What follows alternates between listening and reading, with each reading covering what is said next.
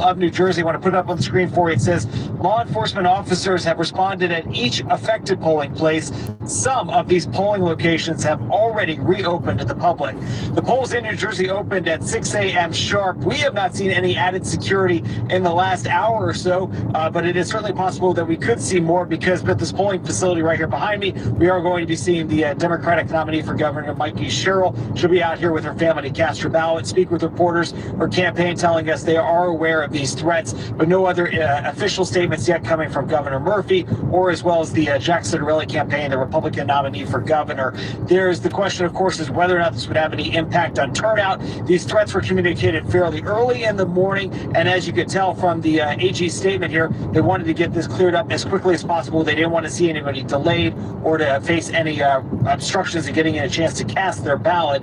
But an idea of just how people are so concerned about the political climate we are in right now, the possibility of these threats that it could go on any further to any additional counties. That is going to be one question going forward. But right now, the good news, at least coming from the Attorney General's office, that so far, all of these threats, once again communicated via email, turning out to be just that, threats, and that they are able to clear many of these polling facilities and reopen them on this election day so far. Already 1 million ballots cast ahead of election day. Mail-in voting, early voting, a big factor here in New Jersey. Early voting wrapped up on Sunday.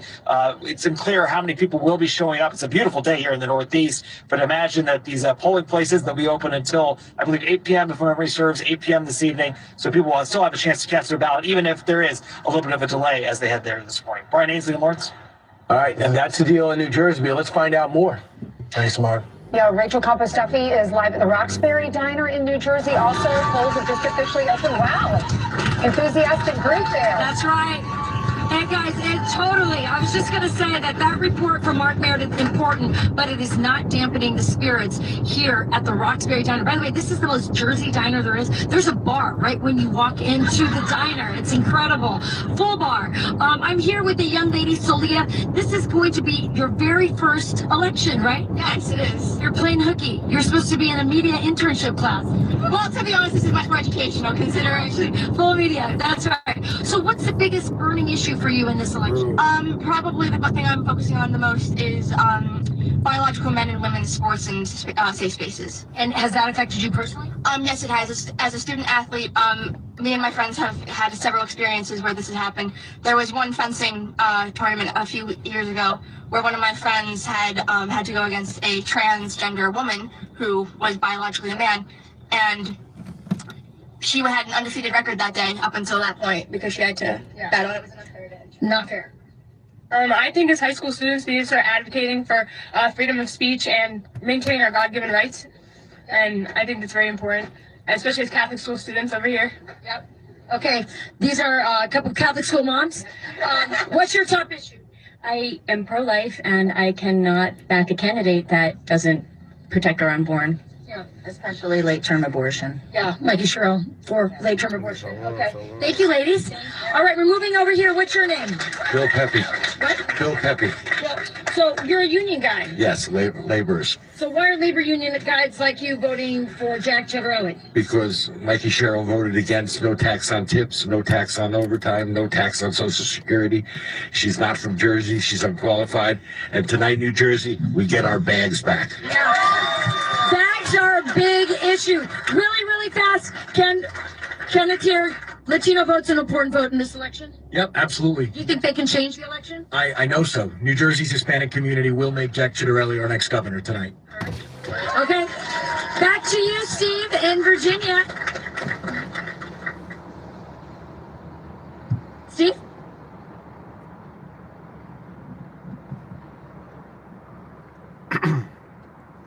Okay, I can't hear you. Well, that's the spirit. Hey, shalom, shalom. All right. First and foremost, before I get started, I'm going to give all honor and glory and power to Yahweh, by Hashem, Hawashai, by Hashem, Hakwadash. I want to say double honors to our elders, our great apostles, great millstone, GMS, who rule well and teach well, being great example to Israel. All right, man, the elect. I want to say peace and blessing to the hope of the elect on the four corner, pushing the truth and sincerity. All right, that great song, this your brother Bar. All right, another installment, radio station Edification. As you can see, today is the election day. All right, which is another form of, of propaganda. When you think about the votes of the people, it really don't matter. All right, because the decision's already made from the top. Because you gotta remember who is in control, of this current system. Who rules over all opinions and matters. The elites. All right, Job 9:24 said the earth was given to the hand of the wicked. All right, this is their cruel Lord. All right, their false balance that's in the earth. All right, because right now, all right, yeah, they make it seem like, we have a opinion, we have a say-so. All right, but in reality, look what Trump doing. That's why you got these so-called rallies and these protests and these marches going on, all right, throughout the earth, all right, because they saying no king, all right, and Trump is acting in the form of a king, all right. All the constitutional rights is being thrown to the back, being thrown out the window, all right. So that further let you know that when it come down to voting, it's not for us, all right. The scriptures say we vote for anybody, all right. We vote for one of our brethren, all right. We don't vote for a heathen to rule over us, man. But here it is, our people been bamboozled. Because this right here that you see dealing with the voting, that's a tradition. That goes back to the Roman Empire. All right, dealing with the patricians, all right, and pedestrians. And here it is, what you have today, the Democrat and the Republican. All right, two wings on the same bird. Hateful bird is that. All right, the two wings, which is left and the right, red and the blue, is on the same hateful bird. And that bird translate to a beast, which is a system that's ran by the Edomites. All right, and guess what? People have no say-so. They gonna do what they want to do. But this the way that they keep the people fooled. All right, basically thinking that they have a say-so. All right, that's why it goes into, like I say, what's becoming one of my favorite precepts. All right, 2 Corinthians 2:11. Now this 2 Corinthians 2:11. It says, so that Satan will not outsmart us, for we are familiar with his evil schemes. All right, and Satan going to adversary. All right, and the adversary speak about the Edomites, the power that be, because they the ones that adversity or opposition to the Lord Yahweh and all his laws, statutes, commandments that he have made. See, this earth would be better off if it was ran under the condition of the Bible fully. All right, that's why the so-called white man is guilty. All right, because he don't hold no laws, statutes, or commandments of the Bible in the earth. All right, he have taken the laws and changed them. He have taken the time and changed them. All right, he set forth his own laws and righteousness, which is wickedness in the earth. All right, he turned everything upside down. What seemed as good, right, when the people, people flock to it, what seemed was good is evil, it's bad. And what's bad for the world eye view is evil. Like teaching, preaching, prophesying, all right, it's become looking at as evil, wrong, right? But this is the spirit of the Lord. But you out here bucking the system, being a thought, twerking on top of the car, all right, niggas in videos holding guns and shit, killing one another, all right, committing adultery. That's deemed as good. Being a mo, ain't too proud to show. That's deemed good in this society. It's all backwards, it's all backwards, all upside down. But who the case and the cause of that? The power that be. All right, and it's no more than them today it being election day. They already know who they gonna pick and choose. You see? But these people are in an illusion. All right, they are in a hypnosis. I mean, they being hypnotized with deceit. But yeah. Let me see. Yeah, that's that junk. Isaiah 29:16. It says, surely you're turning up things upside down. Exactly. That's why you get the word Satan. Satan means adversary. All right, let's get the word adversary to show you. It's just not a being. See, we were taught in Christianity going to church. Satan was a being. The devil was a being. Lucifer was a being, you know what I'm saying? And the serpent was a being. Don't 4 different type of motherfuckers, like 4 different people. No, no, no, no. They're all tied to one nation, all right, but different characteristics, all right? Tied to one nation, but different characteristics.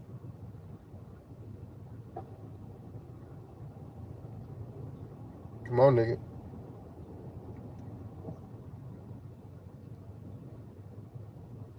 Now it said adversary. It said unfriendly opponent, enemy. All right, and Esau is an enemy, chiefly to the Most High Yahweh and us. All right, enemy, especially of Satan as an enemy of mankind. You see that he is an enemy of mankind. All right, and that's where you go get the word human from, mankind, which just belong to the Israelites. All right, and it says a hostile opponent, enemy, or directly from Latin, it say opponent or a rival or enemy. Meaning what? Those that is the opposition of something else, which goes back to Esau Edom being the wicked, all right, being the devil, being the serpent, being Lucifer, all right, being Satan, because everything that he do in the earth is the opposite of what the Most High Yahweh have put in the earth.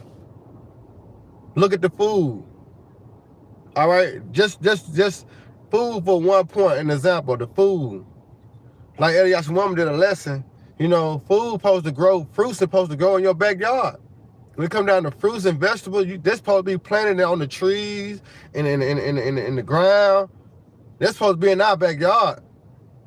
All right? Everything that we possess in this world that we have to pay for, it's supposed to be freely. But what the devil have done? He have polluted it. He polluted the water. He polluted the earth. He polluted the food. All right, the resources that we get, everything that's made, everything that we have in our possession, it only lasts for a certain amount of time. And you gotta fight your best fight to keep the shit in the straight condition that it's in. Everything wear and tear. You know why? Because of this devil, right? So it says an opponent, rival, enemy, turn against, turn towards, facing, hostile, adverse, unfavorable. See?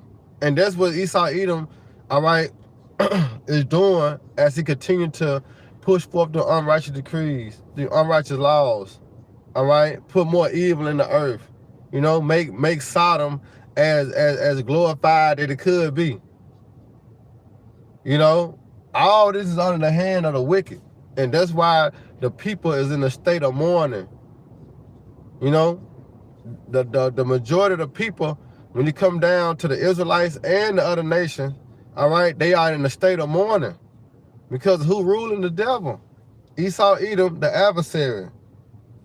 All right, so this is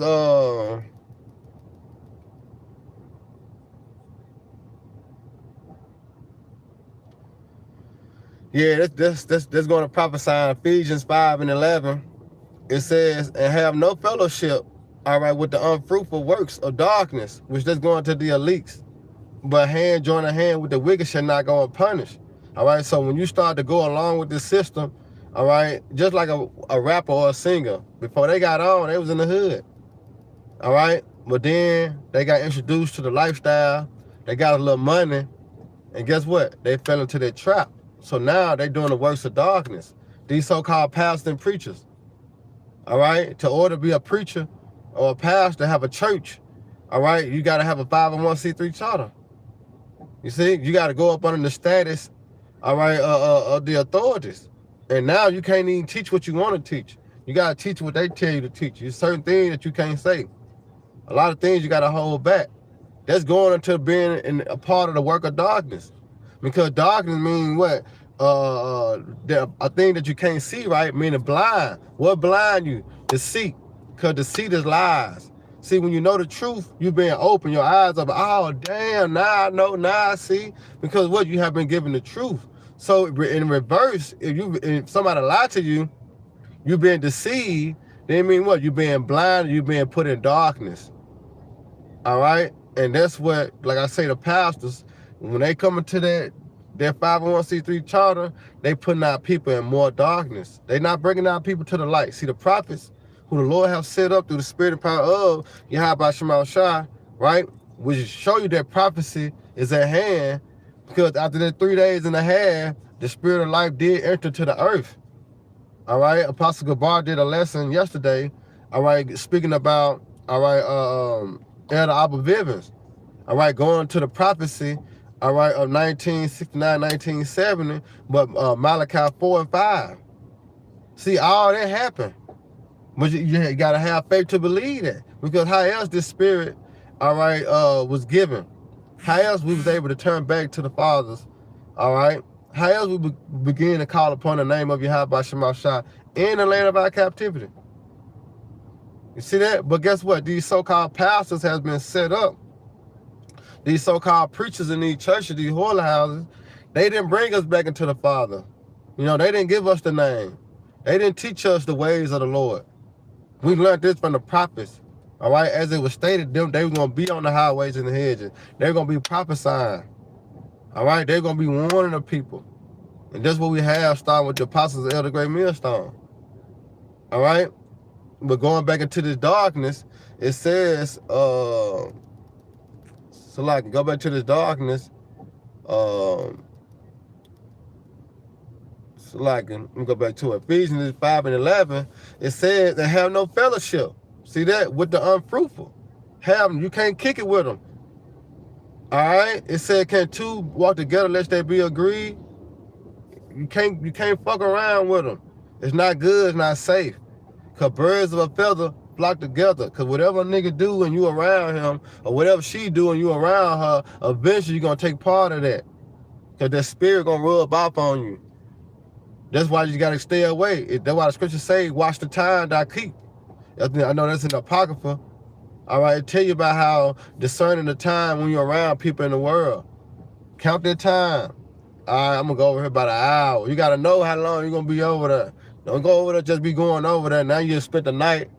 Now you're starting to dodging it after day. No, know your time. I'm going to go over here about an hour or two, and I'm going to get my ass back on to the house. All right, because why? It's dark. See, the works of darkness, but rather reprove them. You see that? Isaiah 58 and 1. Cry loud, spare not, lift thy voice up like a trumpet. All right, and it says, for it is a shame even to speak of those things which are done of them. I mean, to them which are done of them in secret. All right, and we know the plots and the schemes of the wicked in secret. All right, the new world order, which they starting to bring to the light, but it's not to the full. To what? They bring that pressure. Then it's going to be to the full. All right, but right now, things happening for the elect to wake up. You know, that's why I say you got eyes to see and ears to hear. All right, and eventually, you know, you're going to be opened up to it because this is the time now. All right, so Lord willing, y'all brothers and sisters edified. Next time, Shalom, Baba Bob, Baraka Akim. May the Lord team bless y'all morning.